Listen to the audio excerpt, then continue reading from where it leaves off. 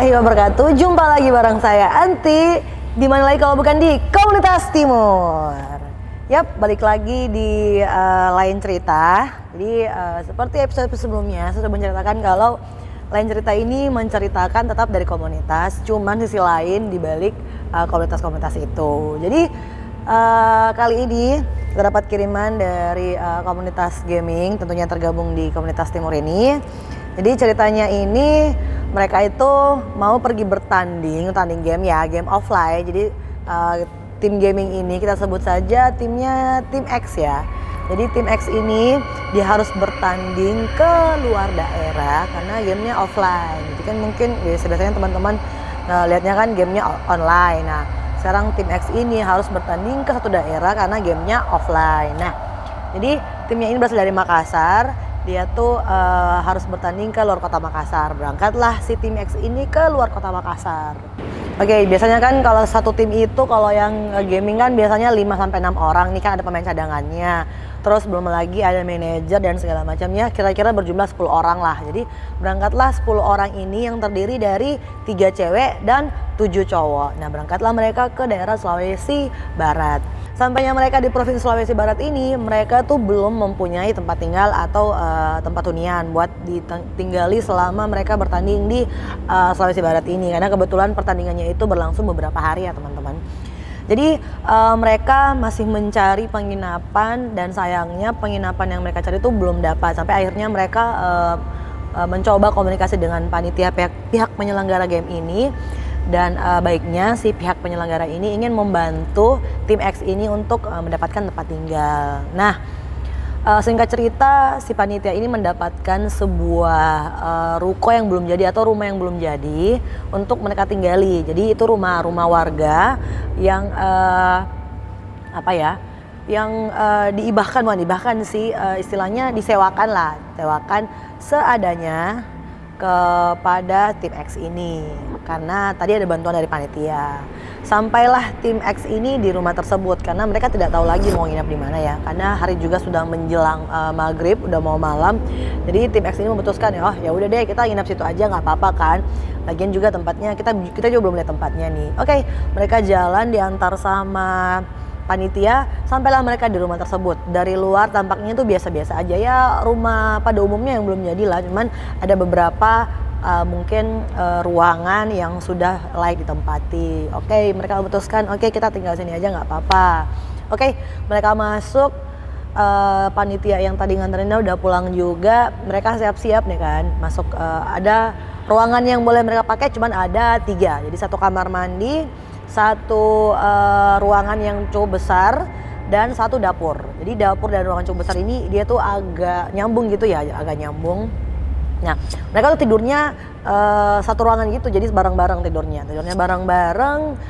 Terus setelah itu mereka siap-siap, yang cewek-cewek ini agak menjauh ya dari kerumunan cowok-cowok tidurnya, cuman tetap 1 ruangan. Jadi mereka tidur beralaskan dengan seadanya, jadi ada karpet, ada bantal yang didapat dari warga sekitar. Jadi mereka tidur, siap beres-beres, istirahat. Nah sampai di malam hari mereka mereka dihubungi oleh panitia, oke besok main ya, besok sore jam segini-gini. Oke. Jadi singkat cerita malam itu berlalu mereka istirahat. Pas besok paginya mereka tuh bangun, ada yang aneh dengan rumah ini. Jadi yang awalnya rumah ini kan rumah kosong lah pada umumnya kan, ada 1 ruangan yang belum jadi, tapi di sana tuh sudah ada tempat tidur kayu yang mempunyai tuh alasnya tuh ada ada gabus-gabus tipis gitu, di atas tempat itu ada gabus gitu. Nah yang anehnya awalnya tuh mereka ingin mengangkat mau memindahin itu pada malamnya ya, malamnya itu mereka mau pindahin tempat tidur itu buat mereka pakai, tapi ternyata besok paginya itu sepertinya itu udah kebalik. Jadi yang awalnya menghadap ke depan gini ya, terus tiba-tiba kebalik. Terus mereka tuh kayak mikirnya mungkin tukang atau pemilik rumah yang sengaja balikin apa segala macam. Oke, mereka cuekin ya. Oke, singkat cerita mereka sampai malam hari sore mau tanding, siap-siap berangkat.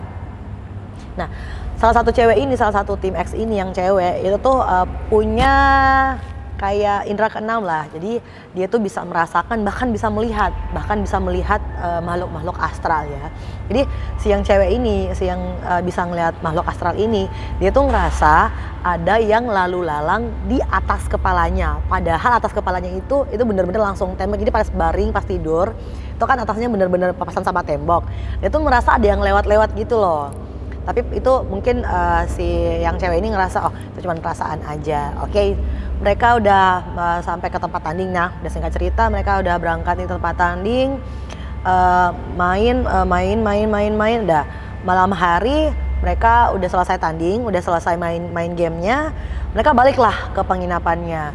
Alangkah kagetnya mereka ketika mereka balik ke penginapan itu, ternyata tempat tidur itu sudah pindah posisi. Yang awalnya di ruangan yang tidak jadi itu, mereka tempat tidur itu pindah ke ruangan yang mereka tempati. Jadi mereka tuh tempat tidur itu berpindah posisi. Nah, si tim X ini dia tuh coba menghubungi si panitia yang yang memberitahukan kalau menghubungi panitia yang memberikan mereka tempat tinggal ini untuk meminta nomor atau menghubungi si pemilik rumah. Tapi katanya si pemilik rumah itu lagi tidak ada di tempat, jadi dia lagi keluar daerah. Dan ternyata pembangunannya pun dihentikan karena si pemilik rumah tidak ada. Oke, mulailah mereka berpikir yang aneh-aneh. Tapi si yang cewek satu ini yang bisa melihat makhluk astral itu, mereka benar-benar dia tuh diam terus ngeliat tempat tidur, seakan-akan dia tuh melihat sosok seorang bapak-bapak tua di tempat tidur itu. Tapi dia nggak mau ngomong sama teman-temannya karena takutnya teman-temannya tuh ketakutan. Jadi dia diam aja, ngelewatin tempat tidur itu. Terus yang cowok-cowok ini bilang, kita pindahin aja deh tempat tidurnya, kalau di sini kan sempit nih, gini. Oke, alhasil pada malam itu juga mereka mindahin lagi deh tempat tidur itu dari ruangan mereka ke tempat semulanya di ruangan yang belum jadi itu. Oke. Terus karena di ruangan yang mereka tempati itu kan tidak ada, maksudnya benar-benar kosongan. Jadi cuman ada tempat tidur, bukan tempat tidur sih sebenarnya, ada alas atau karpet buat mereka tidur sama ada bantal. Nah, sedangkan biasanya kan kalau teman-teman habis mandi, keluar dari kamar mandi kan kakinya kan biasanya tuh masih becek nih, masih basah kan. Jadi mereka tuh nyari sesuatu yang bisa mereka jadiin lap kaki gitu loh. Nah, si temannya ini yang cowok ini, salah satu cowok ini, dia tuh mengambil alas di tempat tidur itu dengan sangat santainya. Dia tuh ngerobek itu, terus dijadiin lah alas lap kaki atau alas kaki di pas depannya pintu kamar mandi, depan kamar mandi. Jadi si satu orang cowok ini dia sangat ngerobek terus jadiin alas kaki. Nah, nggak ada kejadian apa-apa nih ya kan, nggak ada kejadian apa-apa. Tapi si temannya yang bisa ngelihat ini, yang mempunyai indera keenam ini, dia tuh udah kayak keringat dingin banget, kayak wah, dia tuh udah punya firasat kan, lo kok dirobek. Cuman dia nggak mau ngomong karena dia tuh takut kalau dia tuh ngomong malah bikin teman-teman satu tim ini parno. Oke. Tetap dia diam aja, cuman keringat dinginnya udah keluar kan, udah malam juga ya kan, udah keringat dingin. Oke, mereka siap-siap udah gantian mandi, terus siap-siap buat istirahat. Nah, pada malam itu di dapur itu tiga orang cewek ini itu lagi biasa lah, mungkin nyuci piring atau nyuci apalah, intinya dia bersih badan di dapur itu. Terus alangkah kagetnya si yang bisa melihat si yang mempunyai indera keenam ini, dia tuh ngerasa kayak ada yang selalu narik bajunya dia tuh dari samping, ya kan, narik bajunya dia dari samping. Terus dia tuh ngerasa tuh temennya yang narik, padahal nggak ada siapa-siapa. Jadi dia cuma bertiga dan dia tuh paling ujung. Dia tuh ngerasa ada yang narik bajunya dia. Pada saat dia noleh nggak ada orang, nggak ada orang. Tapi setelah itu dia kan udah ditarik terus di bajunya kan. Nah, dia tuh merasa kayak kok risih gitu loh, jadi diganggu. Akhirnya dia tuh menoleh sambil ngomel gitu loh, sambil marah-marah. Apaan sih kok tarik-tarik mulut? Pada saat dia ngomong seperti itu, jebar. Nah, apa yang terjadi?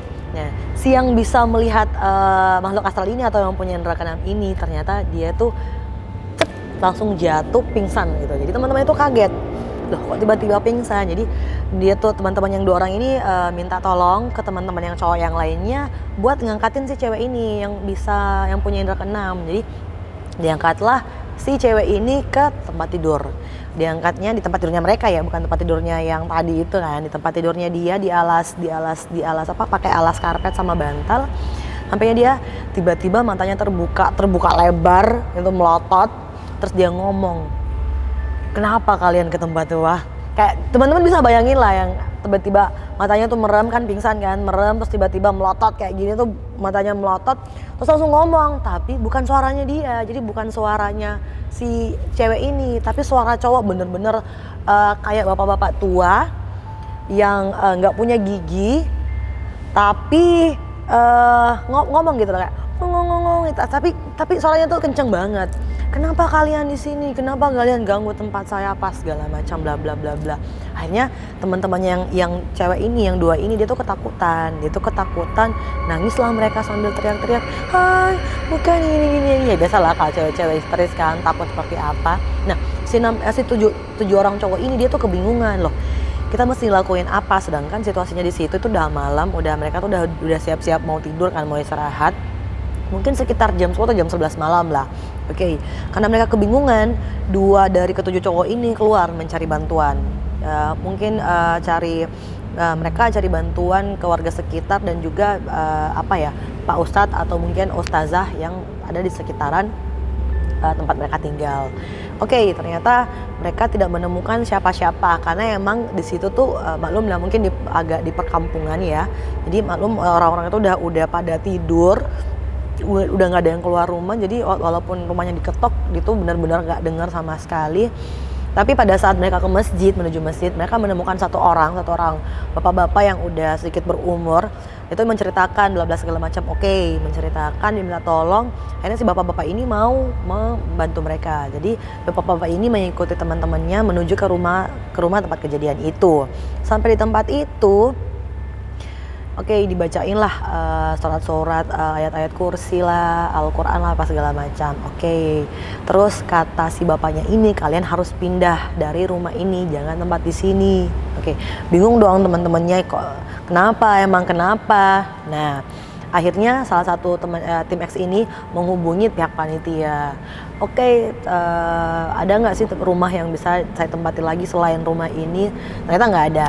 Jadi si bapak ini tadi yang nolongin tim X ini, dia tuh punya inisiatif. "Oh dek, tinggal di rumah saya aja nggak apa-apa, rumah saya nggak besar, cuman bisalah kalian tempati." Jadi rumahnya tuh sebenarnya rumah kayu, cuman di bawahnya itu udah dibangun, jadi kayak rumah tingkat gitu loh. Jadi di atas kayu, di bawah batu. Nah, mereka diajaklah si tim X ini untuk tinggal di rumah si bapak tadi. Oke, berangkatlah mereka dengan keadaan temannya yang cewek ini yang punya indera keenam ini agak lesu, tapi udah membaik ya, cuman agak lesu dan badannya itu agak pegal-pegal. Oke, dibawalah mereka ke rumah si bapak ini tadi. Setelah sampai di situ, temannya diobati, dikasih air minum, entah dikasih apa segala macam, ramuan entahlah. Saya juga tidak tahu itu ramuan apa, intinya katanya ya dari cerita ini itu dikasih minum dan si temannya ini langsung tidur pulas. Oke, singkat cerita, besok paginya mereka bangun, mereka siap-siap mau tanding lagi sorenya. Cuman si bapak ini minta ngomong dulu sama tim X ini. Oke, jadi tim X ini dijelasin ternyata rumah yang mereka tempati itu pemiliknya itu baru aja meninggal 4 hari sebelum kedatangan mereka. Nah, tempat tidurnya itu yang mereka pindahin itu punya si orang yang meninggal ini. Nah, si pemilik itu marah karena mereka tuh mengganggu rumahnya dia, dan yang kedua dia tuh ngerobek tempat tidurnya gitu loh. Jadi tadi yang ngerobek itu dia tuh marah sama mereka karena tanpa permisi, tanpa adanya pamit, terus mereka merusak gitu loh. Nah, makanya si bapak ini ngomong sama tim X ini kalau mereka harus pindah dari rumah itu, karena kalau mereka tidak pindah mereka bakal diganggu terus-terusan tanpa henti sampai mereka betul-betul meninggalkan tempat itu. Nah, jadi kurang lebih seperti itu. Jadi setelah mereka pindah benar-benar sudah tidak ada lagi kejadian apa-apa. Jadi si yang punya tadi indra keenam itu udah benar-benar kayak udah nggak pernah diganggu lah sama si bapaknya itu, karena emang mereka udah pindah ya kan. Jadi kurang lebih seperti itu ceritanya. Jadi pesan moral dari cerita ini sebenarnya satu, paling pertama adalah teman-teman jangan suka mengganggu atau mindah-mindahin barang kalau itu bukan punya kita. Dan yang kedua, kalau mau numpang di rumah orang, permisi Ki, bilang dulu tabe, assalamualaikum apa segala macam. Jangan asal masuk aja kayak tadi ya kan, kayak temen ceritanya yang tadi itu. Oke. Jadi sekian dulu cerita kita kali ini. Kita tadi cerita singkat, sisi lain di balik suatu komunitas. Ini buat teman-teman di rumah, mungkin penasaran. Jadi sebenarnya cerita ini tuh udah benar-benar kita udah minta izin sama sang pemilik cerita buat di expose atau buat diceritain lagi, dan kita sudah benar-benar punya hitam di atas putih ya, tanda hitam di atas putih. Jadi ketika ada kenapa-kenapa kita udah punya bukti, udah punya saksi. Oke, sip. Sekian dulu cerita kita kali ini, sampai jumpa di lain cerita selanjutnya. Bye-bye.